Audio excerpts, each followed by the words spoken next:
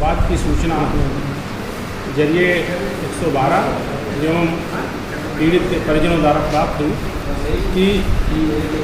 एक व्यक्ति जिसका नाम अंकित है उसकी डेड बॉडी गन्ने के खेत में पड़ी है। इस सूचना पर प्रभारी निरीक्षक उदौली उनकी टीम द्वारा मौके का निरीक्षण किया गया। तो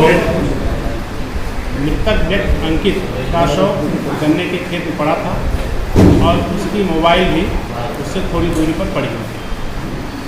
मृतक के परिजनों द्वारा यह बताया गया कि उसका पुत्र रात्रि लगभग 10 बजे घर से निकला था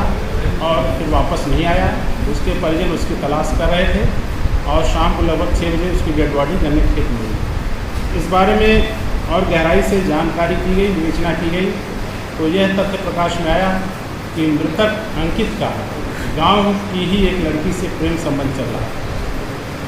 और कुछ दिन पूर्व मृतका के भाइयों ने भी इसको आपत्तिजनक स्थिति में देखा था और इसको चेतावनी दी। पुनः 27 तारीख जिस दिन इसकी डेड बॉडी मिली है उसकी पूर्व की रात में यह लड़का उसके घर में आपत्तिजनक स्थिति में देखा गया, जिससे नाराज़ होकर के उसके परिजनों ने मौके पर ही उसकी गला दबा करके हत्या की। और जब वो लोग उसके शव को घर से कुछ दूर ले जा कर के गन्ने के खेत में उसका डिस्पोजल कर रहे थे या ठिकाने लगा रहे थे, इस बीच में लड़की ने भी एक जहरीला पदार्थ जो कि उसके कमरे से बरामद हुआ है उसका सेवन कर लिया, जिससे उसकी भी मृत्यु हो गई। बाद में उसके परिजनों ने उस लड़की का शव कब्रिस्तान में ले जाकर दफना दिया और इसकी किसी भी प्रकार की सूचना पुलिस को नहीं दी। इस संबंध में क्राइम नंबर 210/22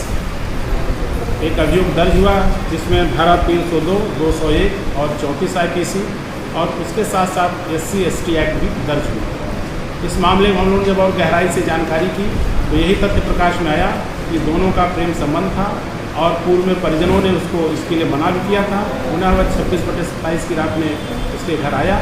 और परिजनों ने जब उसको आपत्तिजनक स्थिति में देखा तो आक्रोश में आकर के उसके मृतका के भाइयों, उसके जो सगे भाई इरशाद और इरफान और एक उसके चाचा का लड़का इसरार, इन तीनों ने मिलकर उसकी गला दबा करके और शव को बिना पुलिस को बताए उसका डिस्पोजल कर दिया। इसमें हमें जो साक्ष्य मिले हैं, इसमें दोनों की जो उन्होंने कॉल डिटेल निकलवाई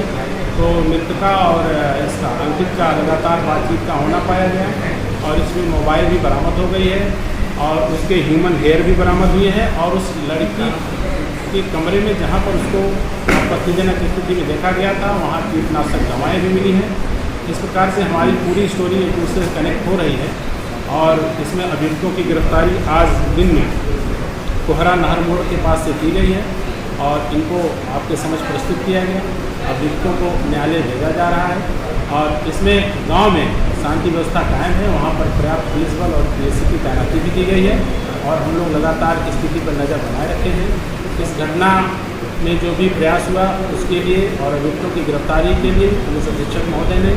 25,000 रुपये का नकद पुरस्कार भी इस पूरी टीम को दिया है और हम इसमें